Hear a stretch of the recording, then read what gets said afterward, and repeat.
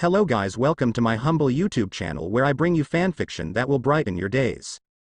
Before we start, a subscribe is greatly appreciated, and don't forget to leave a like and ring the bell icon so you won't miss exciting new fanfiction stories. The End of Falsehood by Bisel13 Tensura x G.A.T.E Chapter 7, The End of the Beginning. It's another day at the Sedan Empire Expedition Force. It's already a week after their first initial attack to the world beyond the gate. The levies, although they filling their time with training, are getting restless. They starting to get impatient. After getting more training, they grew more arrogant. Sometimes they challenged the legionnaires, and at some occasion, they would yelling at them, especially the survivor of the first wave, for being incompetents. After all, the levies didn't saw the horror of the battle in their first initial attack. It was well-known common sense in Falmart that demi-human are inferior towards human. A human is the most superior creature in the world, and whoever born as non-human are less intelligent. With their renewed skill and combat proficiency, the levy troops thought that the army of orcs beyond the gate were nothing more than a simple-minded brute force. That's why they are getting impatient to start another offensive move. They are impatient to plunder whatever nation beyond the gate. And that mentality would soon become the most troublesome factor in this campaign. But while the levies are getting arrogant, the higher-ups couldn't spare their focus on it.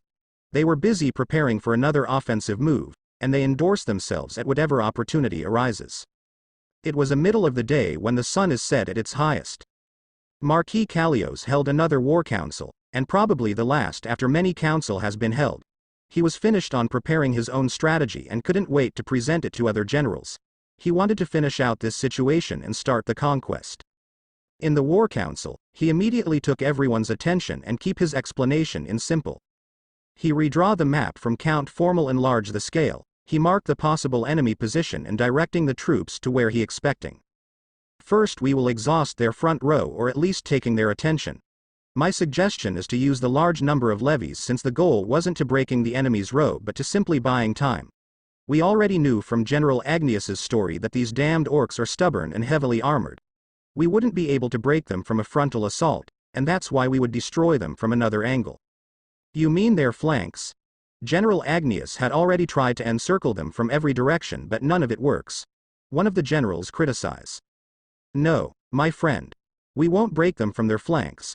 We will break them from behind. Behind? How? See this map.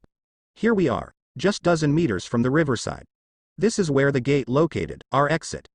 Laid upon us is a plain grass field, but the truth is this place we're surrounded by trees.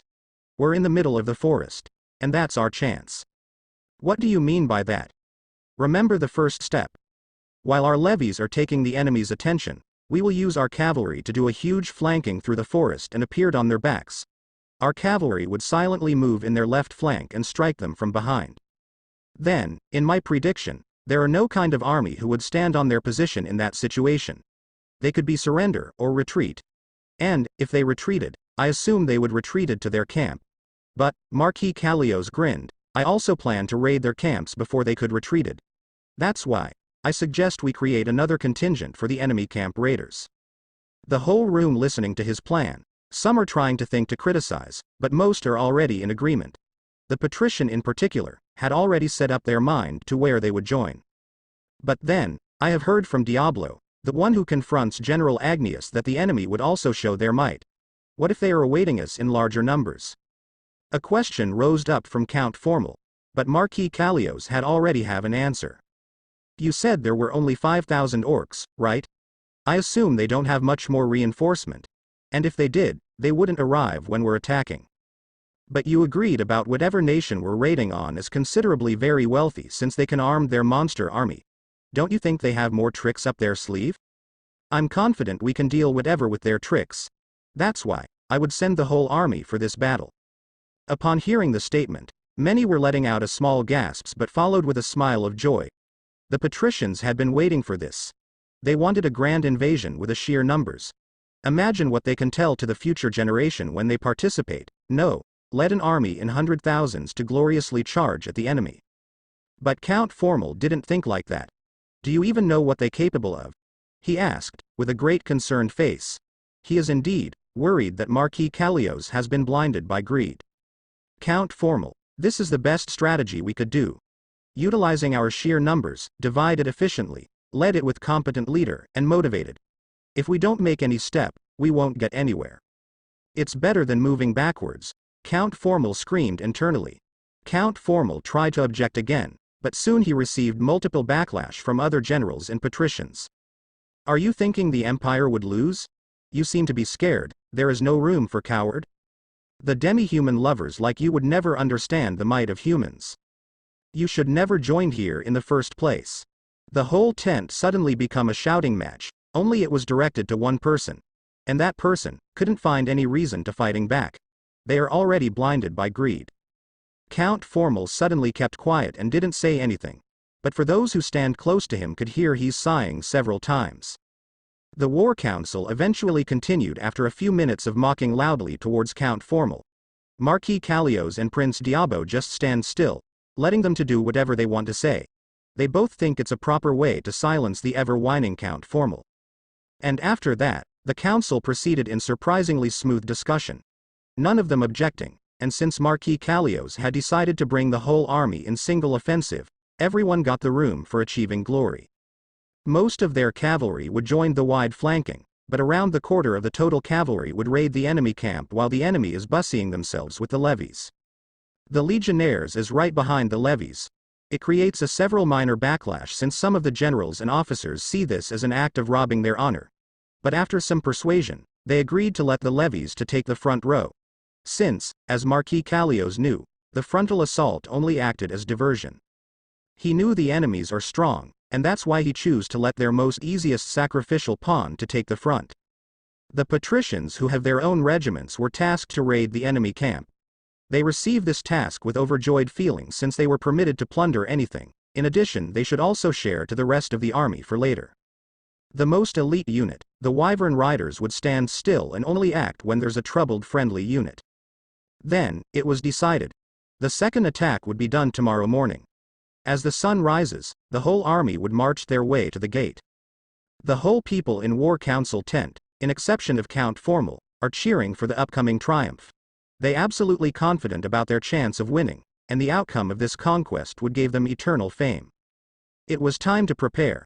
But it also a time for the people beyond the gate to realize that they already a step ahead of the Sedarans. One of the people, dressed in the same armaments as the Imperial Army, had secretly focusing his mind to try communicate with his superior. It is unknown how he could enter the War Council tent, but the most importantly, he finally sent a message that has been waited by his fellow. The message is rather short. Sue-sama, tomorrow morning.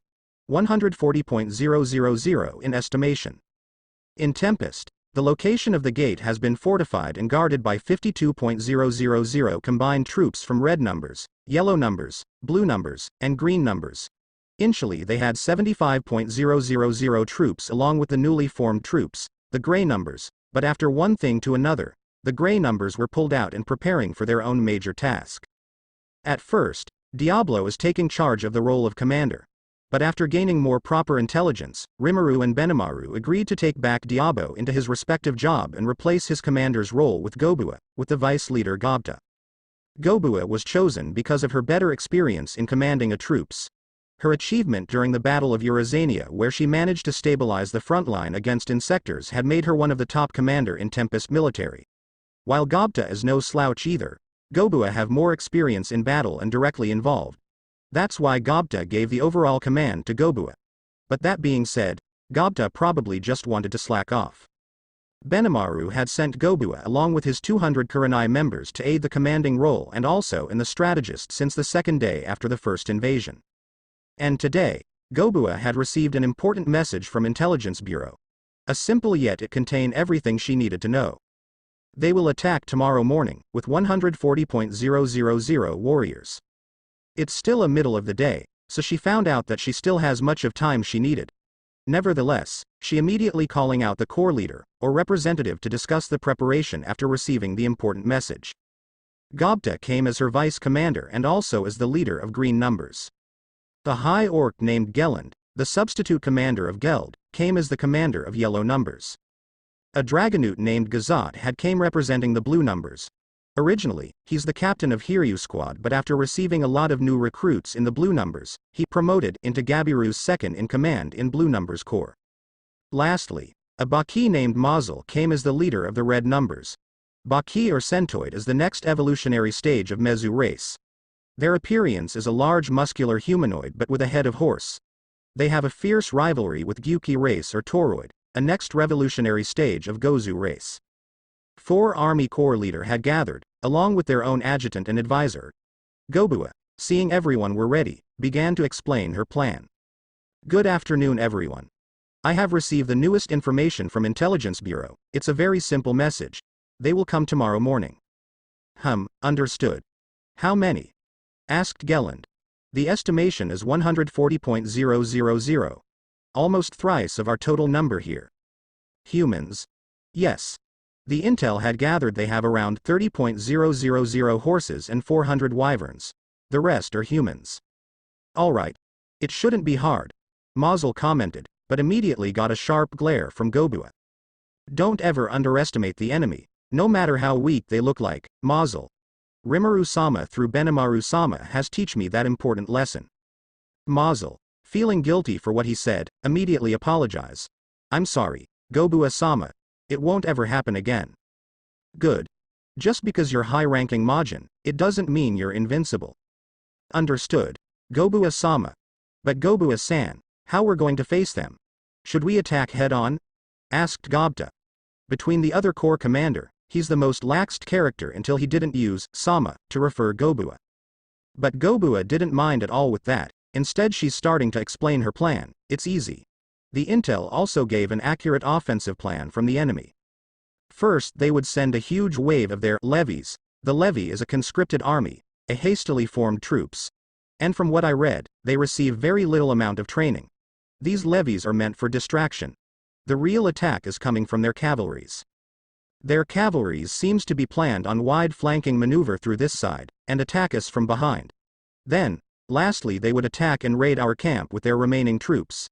It appears they also have noblemen with their own retinue. And these noblemen would be the one who raid our camps. My plan is pretty simple. Gelland, you and your army use the manipulation skill to create a giant pit when the levies are attacking.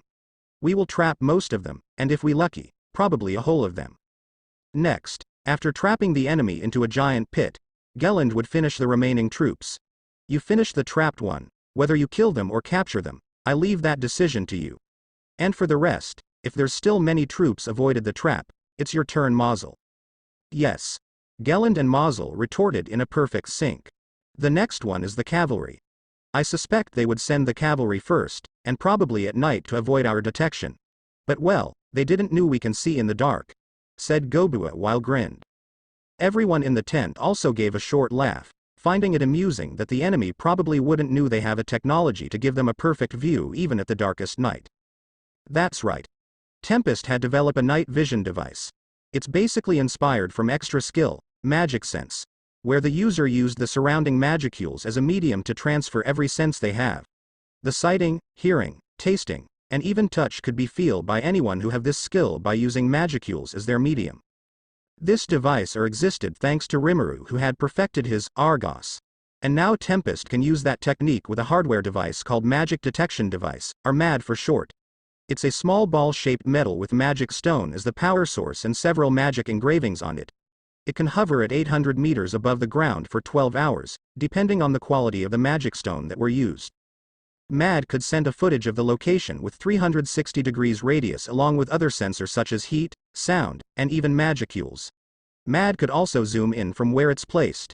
The only thing a MAD couldn't do is moving. They have to stand still in the place where they hovered at. And with this device, every individual who didn't have an extra skill, magic sense, could perceive many things by magicules. So, with this device, even the darkest night could be seen as clear as the middle of the day. But, even if we could see them, it would change nothing if we didn't stop them. I want an ambush for them inside the forest. Gobta, you're up on this. Me. Don't ever think I will let you slacking off, Gobta. I pretend I didn't know your true motive on promoting me as the overall commander here. So, to pay the favor, make an ambush in the forest where they would use. Geez, but it's fine anyways. Battling in the forest is my forte after all. Mhuehehe. Gobta raised his head and closed his eyes. His right hand gave a V sign as he gave a smug expression. Everyone could only sigh at the sight. All right, that leaves with the blue numbers. G.A.T.E, I have two tasks for you. First, the enemy have wyverns. It appears they would use it as contingency force. I want you to take it out before they could even use it. And second, I want you to become the pursuing force when they retreated. Understood. But should we pursue them until across the gate? No, capture as many as we can before they could reach the gate. The more we catch, the more easier for Ser Dono's mission. Just capture. Prioritize your own safety. If you feel like your opponent cannot be captured, then you can kill them. Understood. You can leave it to me. Good. Me and my Kurenai troops would stand still in the camp, but we will rush to the battlefield if something is going wrong. Don't worry, I wouldn't let any of you die in this battle. Yes, Mom. It's past midnight. It's a perfect time for resting, our night raid. Quietly, a 20.000 cavalryman attempted to cross the gate with little light they have. Only a few brought a torch, and they who brought a torch were tasked as the guide. They are preparing for the wide flanking around the enemy position. These cavalries are planning to hide between the trees before the levies manage to distract the enemy forces. To make that happen, they have to be in position before the battle begun. It sounds easy, but it's the most difficult part. They try to quietly cross the gate. They dismounted the horses to minimize their sounds. The one who carried the torch walks in the front. Nobody is saying anything. They all kept their silence in a great discipline. After they managed to arrive in Tempest, things started to get more difficult. They know they have to walk to the left side of the gate. But none of them could see any usable path. The forest has turned out to be more thicker than they expected. Even for 10 horses, it's already difficult. And they have to hide 20.000 of their own inside this forest, with a cover of darkness. They have no choice other than to walk in separate groups. They couldn't take one path for the whole cavalry. They have to divide themselves and hope they would meet at the same spot somewhere. This cavalry unit were surprisingly led by Prince Diablo. Make 3 separate group. Find another possible path and we'll regroup somewhere. He whispered to his officers. He walked while taking his horse in the middle, accompanied with his bodyguards. The 20.000 cavalry were divided into 3 separate groups, and they didn't know they have been taking a too much long distance to separate. They followed any path they could find. But it might be also a luck they have found the soil to be hard enough to step, and not a sticky mud where horses could get stuck. One of the group had taken too far into the left. They have completely inside the forest. The leader got anxious as soon as he found how eerie the forest was. This forest seems too quiet, he murmured. But he kept pushing forward, until Bug. In a complete darkness, he felt a heavy push from his front. He was flinched immediately, but soon understood that the feeling was a body that has fallen to his position. He bent over, checking the body under his foot. And then, he touched something that was unnatural. It's a hard wood, like a small stick but pretty long enough to be thrown. It didn't take him a long time to realize it's an arrow. He stand up and intended to shout, ambush. But as soon as he said, he lost his balance. He couldn't move, yet he feel no pain. He knew he was fallen somehow, but he didn't feel anything on his body. He can still hear his surrounding turn into panic, but he cannot move. He wonder if he's dead. His horse become panicked. And the panic spread throughout the group. Horses screaming, and their riders have no idea what's going on. Light up the torches, ordered someone. The one who brought a torches immediately lit it up only to see there are nobody in the woods except for them. Many of the riders had already mounted their horses and prepare for attacking whoever ambushed them. But no matter how prepared they are, a forest is not an ideal terrain for a cavalry unit. For the next couple of minutes, they managed to calm down their horses, but now they are very vulnerable to be noticed. They now had lit too many torches and they could be seen for several hundred meters away. If enemy had placed a scout in this area, there will be no surprise. But suddenly, worrying about the loss of element of surprise become the last thing they could worried on. In a brief second, several wide net pouring down from above. Ambush. I can't move. Help. Many who were trapped recklessly moving while they who accidentally managed to avoid the trap had desperately trying to free their colleague. But then, heh, you guys still resisting. I suggest you all surrender and we'll treat you kindly, Sue. A childlike voice, but his figure is nowhere to be seen. That act has managed to grasp some of them into fear. Wah. Who's that? Show yourself. I'm right here, Sue. Suddenly, the voice came from very close distance. Many of them, including the one who got trapped, managed to find the source of the voice. They got struck with huge shock after finding out, the figure is now standing on their right side, closely. See, I'm here. Now, it would be more easier if you stop resisting and surrender, you know. It will save our time as well. So, what do you guys think, Sue? But the response is not what Gobta's hoped for. One of the rider who slipped from the trap immediately charged at him with full speed. His face showed desperate and fear, but he still managed to try to attack Gobta. Gobta seems to be hopping on some kind of gray wolf with a strange horn on its head. With a dim light from nearby torches, the cavalryman could see this goblin and hastily charge at him. But the next thing he saw was unbelievable. The goblin, without any movement, had disappeared to the underground. The cavalryman looked around, then rubbing his eyes to check if he's imagining things. It is one thing if he's the only one who imagining things, but it become problematic if many of the cavalrymen also saw what happened. What was that? I swear I saw that goblin. Where he go? But before they could find him. Arg. Help. Ah. Followed by the high-pitched scream from the horses. What happened to them as the net suddenly being pulled into the forest with high speed? The other cavalrymen who didn't got caught by the net could only see their fellow being dragged into the darkness. They cannot do anything. They could only watch and hear their fellows scream and missing into uncertainty. The screams getting quieter as they seems to be dragged far away, leaving the survivors into an utter silence. It's a harrowing sight. The surrounding, only to be illuminated dimly by the torch, is giving more sense of horror. It takes them a few seconds to regain conscious from what just happened. This is disaster. We have to get out from here. Those goblins are preying on us. We cannot survive like this. Retreat. Retreat. They swiveled their horses and turned back to where they came from. They whipped their horses and running in haste. But sadly, just a moment later, a numbers of huge wolf came from their side and pounced dozen of cavalrymen. The horse along with their rider got fallen immediately, but the wolves didn't stop there. They continued attacking to the nearby cavalrymen. The cavalrymen got stunned after the first strike and couldn't defend themselves on time when the wolves attacking them. They barely put up a fight, and just wildly swinging their swords in panic.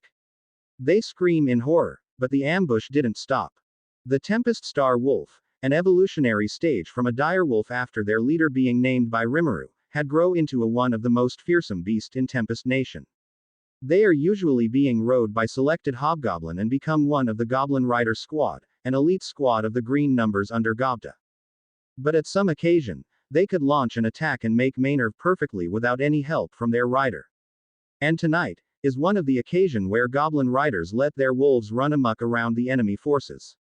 There's only several hundred wolves deployed, yet they make thousands of enemy cavalrymen to be in utter chaos. The sound of falling horses along their groan, added with a scream from their riders, and unending sound of roar and footstep of the huge wolves, create a horror memories among the Sedan cavalrymen. For them who survived, they could only think of one thing: escape. The rest of the survivors had completely abandoned each other, and focused their remaining energy to get out from the forest. But it won't be easy. The moment they finally thought have been escaped, another huge net had fallen from above. In this dimly lit forest, they couldn't see what is above them. The next thing they know, their whole body had been netted and very hard to move. Every movement they make was heavy as if they carried a huge luggage around their arms. They have been in too much panic until they couldn't let out a scream. But before they could even scream, the net had been pulled away into the forest, dragging the whole surviving cavalryman alive. One of the cavalry group had completely wiped out. And then, appearing from the shadows, Gobta emerges with his fellow adjutants. On contrary from the Satyrians, Gobta and his fellows appeared to be very calm and vigorous. It's as if this is only a plaything. Phew. First group managed to be cleared. I should join another group's raiders. Is everything according to plan, Gobta? Asked him to his adjutant. Everything went very well, Gobta. Many of them injured, but no one killed. We successfully capture them. I see. Well, let's immediately heal them with our potions. And tied them up, then bring them to our camp with teleportation. I'll go seek the other groups and make sure everything is going according to plan. Sure. Then I will follow you. Hehe. Thanks, Gobta. Come on, Sue, we gotta capture these mongrels. The first ambush had already began by capturing them with nets and surprise attack from Tempest Star Wolf. Although the whole ambushing was done in almost the same time, not every group could be dealt with the same strategy. Particularly, this group. It has a larger number also with a more trained members. And most of all, this group have an important figure inside it. This group of cavalry consisted with 10,000 cavalries. They somehow managed to found a better path than the other two groups. With this path, they can formed a better defensive formation and better coordination. That's why Gobta decided to use his one of valuable asset to finish this group. The newly gravitation magic. Ever since Carrera joined Tempest and performed her gravity collapse, Benimaru wanted to have a slight of that ability to be applied in military. He requested the researcher to make a good formula of gravitational magic by using a magicules alone. After knowing this, Rimuru asked Carrera to help the researchers in her free time. Not wasting any time, Carrera willingly assists the effort to make a gravitational magic come true. It takes time since Carrera is not good at explaining things, but eventually, they manage to create a formula to manipulate gravity by magicules. It's not as powerful, gravity collapse, from Carrera who could crush the enemy by simply pulling them to the ground until they break, but it's good enough to hold a huge amount of people to stand still for several moments. It depends on how much magicules you have to determine the duration of the performance, but on average, a normal researcher could hold the gravity for 20 minutes before run out of magicules. After this major breakthrough, another path of development was beginning to take hold. Some researcher wanted to apply this into a hardware device, making it as magic tool, while other researcher tried to figure out on increasing the duration and the power output in it. But for now, the gravitational magic had been taught to every army corps. It doesn't mean everyone in the army could perform the gravitational magic, but some of them who have better capacity in magicules or they who have a knack on magic, are learning this new type of elemental magic. And Gobta intended to use this moment to use it. He intended to manipulate the gravity around the cavalry to make them unable to move. His netting won't work pretty well on this size of cavalry. And he wanted to capture a certain figure in this group without any harm. Gobta had already arranging a hiding place for the gravitational magic user to hide. They're hidden pretty well between the tree lines and can retreat into shadow dimension when emergency arises. Gobta is very confident in his subordinate for this ambush, and that's why he left them to keep watch another group before. And soon, his confidence and trust towards his subordinate would be paid off. Prince Diablo led his cavalry from the front. He have moved from his initial position in the middle of the column, into the forefront of the row. But of course, he also accompanied by bodyguards. This act is intended to give example of how leaders should act. Even at time like this, making a good image is still need to be taken. Diablo hold the torch, so his fellow behind him could see where they should walk. And unlike his army, he and his bodyguard mounted their horses. It's very quiet. Diablo made a comment. It is, Your Highness. But we must make no sound, so please refrain from saying something you needed. One of his bodyguard reprimanded him. Diablo didn't answer, but he nodded. He thinks this is gonna be easy because of how simple it is. Get into the tree line, hide there, and attack the enemy's rear when the levies are coming. The only obstacle here is the darkness. He is one of the very few who lit up a torch, and behind him are 10,000 of cavalrymen. It was out of luck he found a good path which wide enough for 3 to 4 row of horses to walk on. Diablo is confident. The strategy is simple, yet he knew it would work. Those monsters he heard from General Agnius might be strong and disciplined, but they won't have intelligence to working on tactics. He started to daydreaming about what would he do after gaining this glory. His brother, Zorzel, would achieve nothing by taking control of the reserve force. So conquering this new land would not only bring much of wealth, but also prestige as the conqueror. Yes, Diablo the conqueror. But that would only works if he did manage to conquer this new land. And to start it, he need to win the upcoming battle. And to win the battle, he must succeeding the task.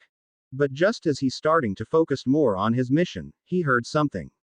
A distant voice, a voice of horses and men's, somewhere in his left. It speaks in Sedan language, he can hear some of the voice yelling, "ELP." Or, reader. He look around, to check if his fellow were also hearing the same thing. And they did. What is that? One of them asked. As that, the other group. What happened to them? Are they getting ambushed? And the answer was never come. Because in just a split second, everybody had fallen to the ground.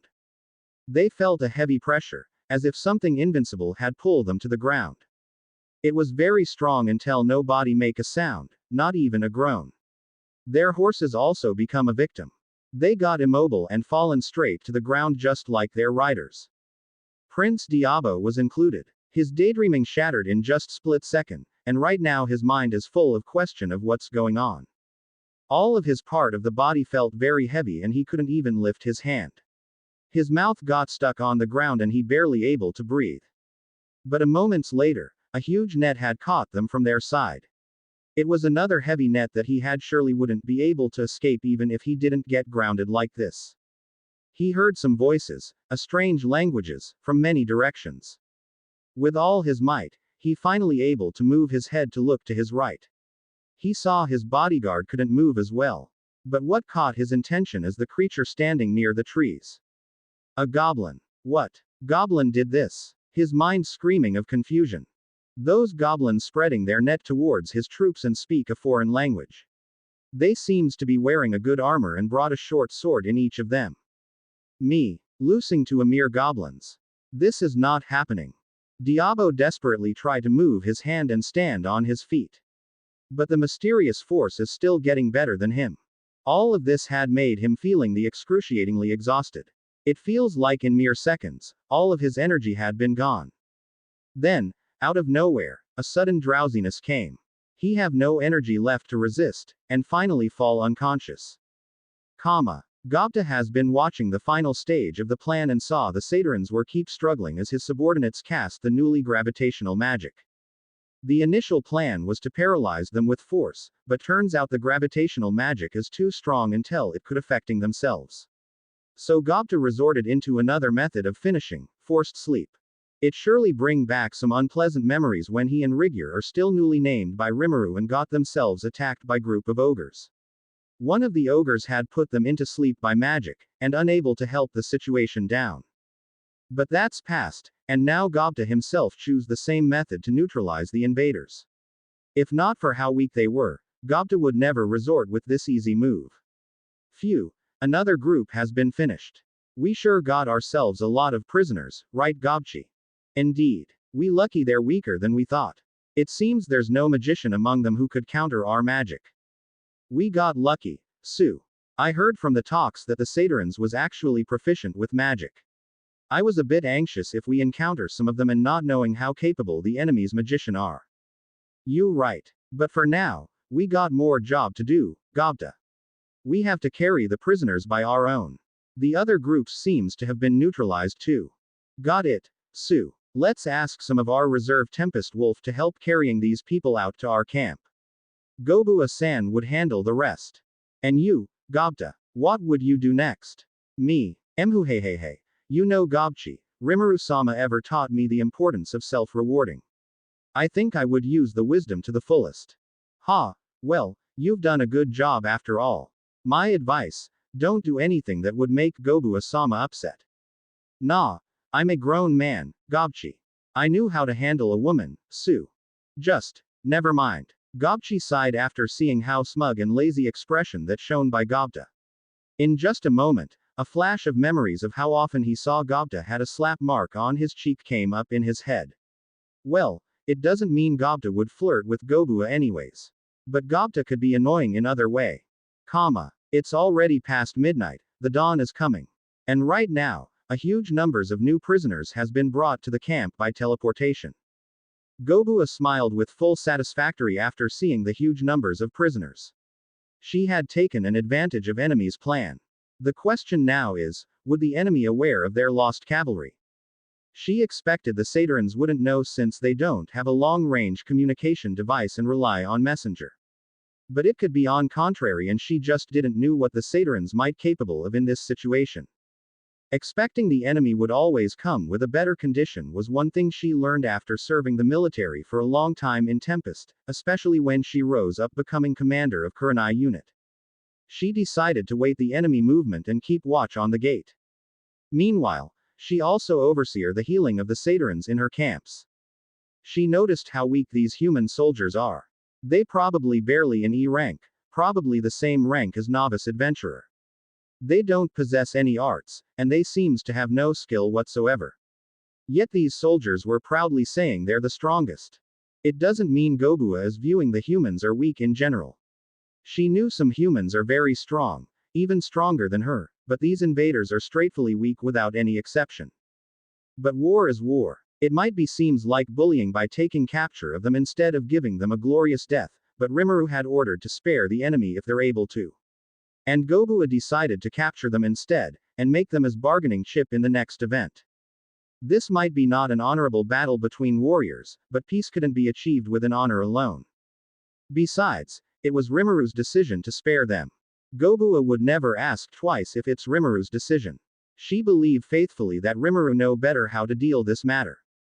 She's watching the Sedans keep trying to resist although her subordinates attempts to heal them. But the Sedans were eventually overpowered even with the weakest unit in her army. They were forcefully tied to each other, and placed in an open field with a simple barrier to keep them safe from sunlight and outside interference.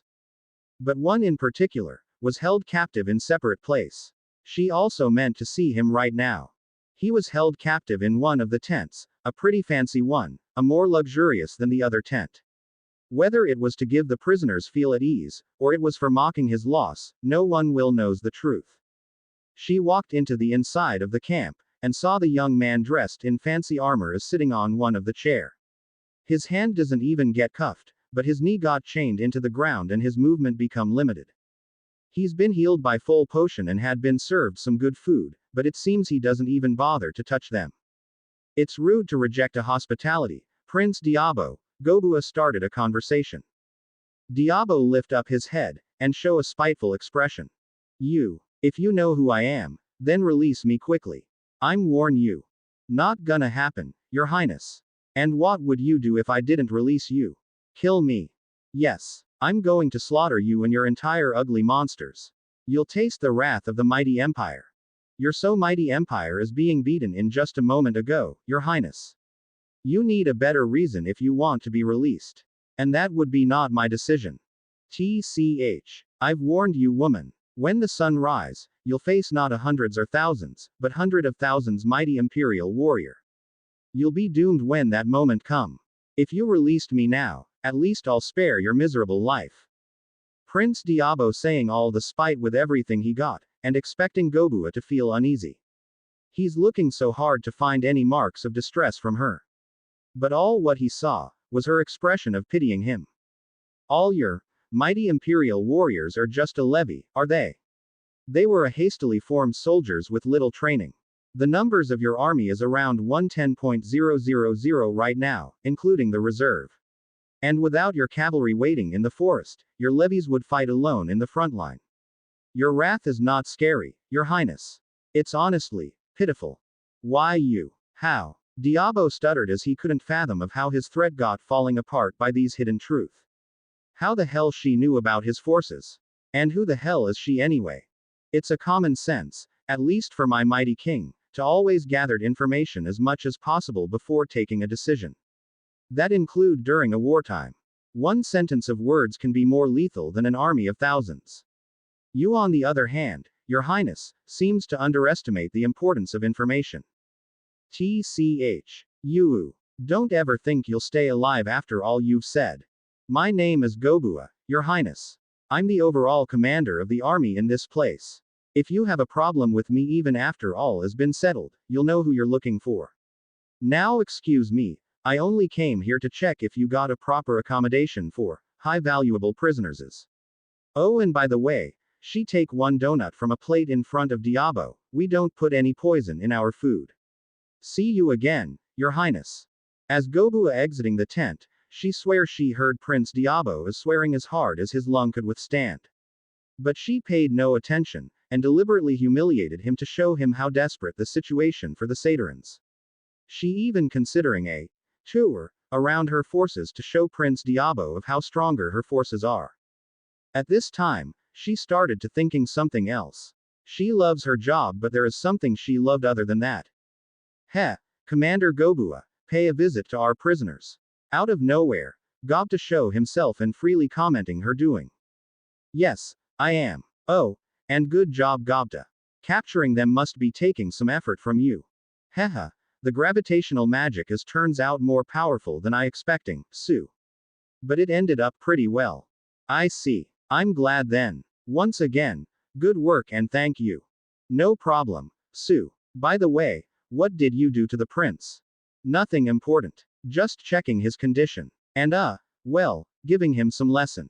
Heh, you're not flirting with him are you? Plaque. Ouch. What was that for? How can I flirt with someone else when I already have phobia? You're an idiot, Gobta. Hey, I'm just joking, Sue. But it seems you're missing him right. I bet you want to see him right now, and hugging him tie. Plaque. Ouch. Again, what was that for? Don't say inappropriate things on duty. Gobta fastened her walks to her tent, running away from Gobta before she got teased again. But one thing she didn't realize though, her ears are turning into red as tomato. And she admit, she really do miss her boyfriend. Gelland and his 10,000 troops had already in formation. They prepared for the upcoming Sedans. Their job is simple, trap the upcoming enemies with earth manipulation. For some of them, this tactic is very familiar since they also used the same strategy during the war with Demon Lord Clayman. Because of this, Gelland is confident they would fulfill their role successfully. Mazel and his 20,000 troops also already in position. They have taken the yellow numbers flanks, both left and right. Their role is also simple. Finish off the enemies who got slipped away from the traps. That's why they were placed in the flanks, so they could encircle the enemy. In Mazel calculation, they most probably would engage with the enemy legionnaires, the well-trained warriors. But rather than anxious, his blood is boiling as he got impatient for the upcoming showdown. Lastly, G.A.T.E and his 10,000 Dragonaut had spread out across the field and divided into two major groups. They are tasked with two jobs. Eliminate the Wyvern Riders, and capture or kill the retreating enemies.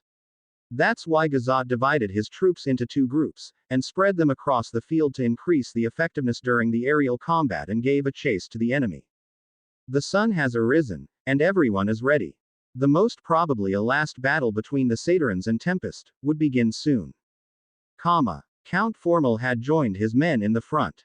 Although he have his own legionnaires' retinue, he decided to take a lead on the levies. He don't know why he did that. He somehow felt it was the best choice. For someone who have a good sense of logic, this act is out of his character. Nevertheless, he felt this is a choice that's gonna save him. It's early morning. The sun just had a rise. The sky is still partially black, as if the night still have a grasp on their sky. But the ground is shaking. Voices of hundreds of thousands footsteps, enhanced by the sound of clashing metal, echoed through the gate. These are the men from Sedan. The so-called warrior. They marched proudly because of their huge numbers. They flaunt their pride with their expression. In the levies, hidden from their well-visualized discipline, are a beast of greed for plundering. Women, golds, land, foods, they all came for it. Count Formal and his men had reached the other side of the gate first. He immediately saw the thousands of monsters, are in position of facing them. He felt unease immediately. Why are they in formation? Are they already expecting us? He asked to himself. But a shout of order came from his back. Forward. He then put his leg into walk again. He lead his men towards the enemy. Those giant-looking orcs, and some other mysterious creature he never saw, was there in front of them. Several hundred meters away. The levies didn't think much of it. The sight of those huge monsters were indeed frightening, but upon looking on their numbers, the levies felt at ease. They marched boldly towards the orcs and other weird horse-looking face creatures. Count Formal barked orders to keep the levies in the same line, to keep everyone in the same pace. Their shield clatters each other, the huge rectangle-shaped shield were scraping the ground as they keep their pace. They planned to use the same tactic as always. Move forward, halted after several dozen meters, throw one javelin, then continue for the same pattern until they reached an ideal distance to take charge. Thus they continued they march, without even thinking the enemy is plotting something. Gelland, noticing their enemy had been on coordinated location, barked a new order. Now, Earth Stomp. The 10.000 high orc raised their foot, and kicked the ground with a huge shockwave. The Satyrians felt their ground shaking violently, as they can't keep their balance. They fallen immediately, but that's not all. Among them, Count Formal felt a strange wind coming from his back. He felt a cold breeze behind his back, and he felt zero weight for all of his body. He can't see anything, or more like he can't perceive anything. Anything past his sight is indescribable. But everything went too quick. Before he could understand what's going on, he felt a sound of cracking from somewhere in his body. The breeze has stopped, and he could only see a darkness. With a amount of panic, he managed to sit down. He saw how much blood has coming from his body. The stomach, legs, even his arm had bleeding. Then he heard a noise. Another sound of crack. As he lifted his head, he vaguely saw a huge rock had landed on his right foot. That stone wasn't there before. It has fallen. Yes, fallen. Fallen. Count Formal had realized that the darkness he saw right now was very abnormal. He looked up to the sky, then he saw a huge bright circle. It takes time before he realized that the light from the circle is a sky, starting to turn into a blue. Then, where am I? He looked around. He saw many people were laying dead or dying. Their armors were torn apart, some of them even got smashed by rocks. The darkness had faded slowly, and he can see the place is getting brighter. He touched what's beneath him. It felt slimy, wet, and cold. He lifted his left palm and squeezed the thing he had grabbed. Turns out, it's just a wet soil. Moments later, he shocked by a sudden immense of pain all over his body.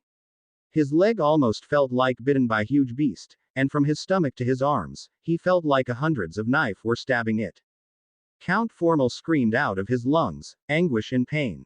Then he started to felt weak, incredibly weak, before finally he collapsed himself. What is that?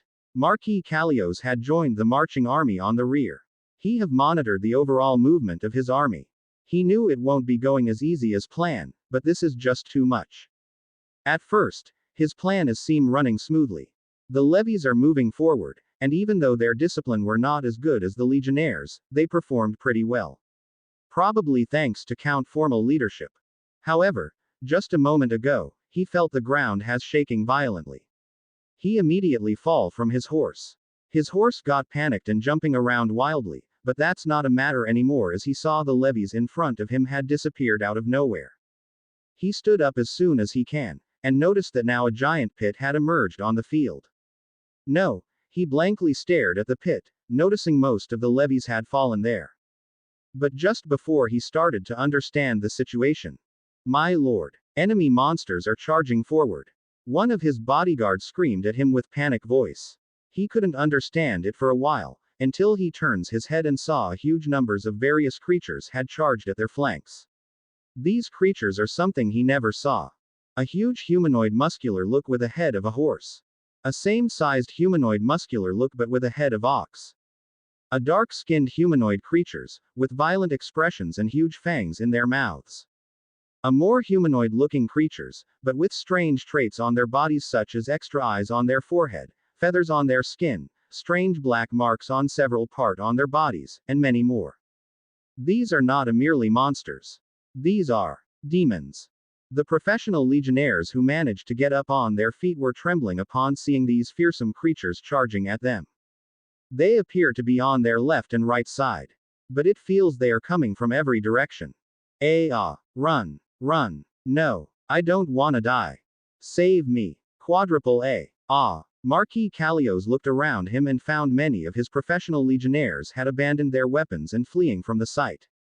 But with the sight like this, not even Marquis Callios managed to suppress his newborn fear. His mind is completely blank for now. He can't think anything. Everything was happened too soon, too fast, too confusing. Yet, his body reacted. His legs started to walk towards the gate. His step getting faster. He still placed his look into the charging monsters, but his body has been directed into the gate.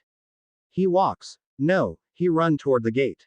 His step are getting faster. He has stopped looking at the monster, and now focused only on one thing. The gate. He have to reach it.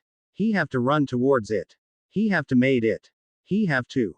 He want to live. He want to survive. He don't wanna die. All of the ambition, the glory, the wealth, the prestige, had all gone from his mind. All he could think right now, is run. Run. Run. And run. Comma. Don't let any of them escape. It's our turn now, brothers. Charge. G.A.T.E cheered all his men via telepathy, and they all immediately scrambled across the sky. They spread their wings, readying their spears, and flew away with magnificent speed. The first priority was the wyverns, but G.A.T.E had noticed that the enemies had desperately fleeing from the battlefield. As it happened, he didn't saw any single wyvern had managed to cross the gate. Probably they didn't bring out the wyvern on time. Then it means, the priority has changed. It's time to capture the enemy. The enemy is reduced drastically after the trap had been sprung, but the fleeing army are still numerically advantageous than the Dragonutes. Nevertheless, the Dragonutes fearlessly dive into the fleeing army and beat the Sedans to the pulp. The Dragonutes are creatures with a to special A rank after Rimuru evolved more than a true dragon. One Dragonutes is enough to face 1,000 regular human army. The Dragonutes under Rimuru had also learned a new element for their attacks. Usually, a Dragonutes used a fire, earth, or wind element on their attack. But this time, they have learned a new one. Lightning. And now they have used it to paralyze the Sedans. While flying above the sky, they unleashed their magic to the ground and simply electrocute the surrounding and managed to paralyze the Sedans.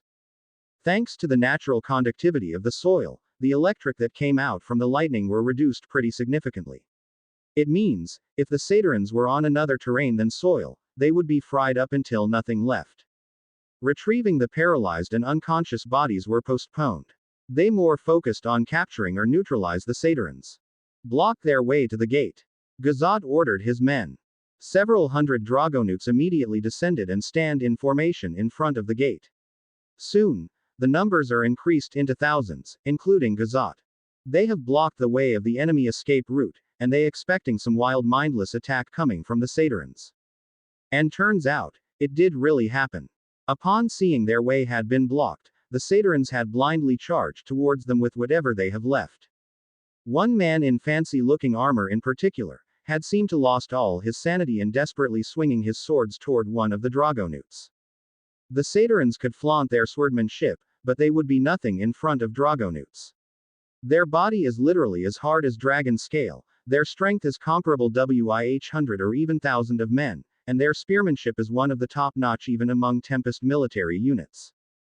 The Dragonutes is still able to holding back as they would only make a move on disarming and knocking out the Sedans. But the Sedans are still superior in terms of number. However, it's not for long. On their rear, the red numbers under Mazel is keeping the chase. They still chasing the Sedans from the moment their levies got trapped into a giant pit, and helplessly fall into the underground. The remaining Sedans probably still have around 15.000 left, but now a combined blue numbers and red numbers have 30.000 in numbers. It was a checkmate. The Sedans knew whatever in front of them are comparable with the creatures behind them. They have lost every advantage. The skill, tactic, numbers, and motivation. It was all done. I surrender. In the midst of brawl between the Sedans and Dragonutes, one man shouted while lifting his sword and shield. I surrender. He threw away his weapons and armaments. I surrender. One man near him followed suit. I surrender. I surrender. I clang, cling. The sound of metal hitting each other on the ground echoed across the field. Soon, it continued until the very last man had threw his swords and shield. G.A.T.E ordered his men to stand down and lowered their spears. Mazel had ordered his men to stop giving a chase. The battle had stopped. The Sedans had surrendered.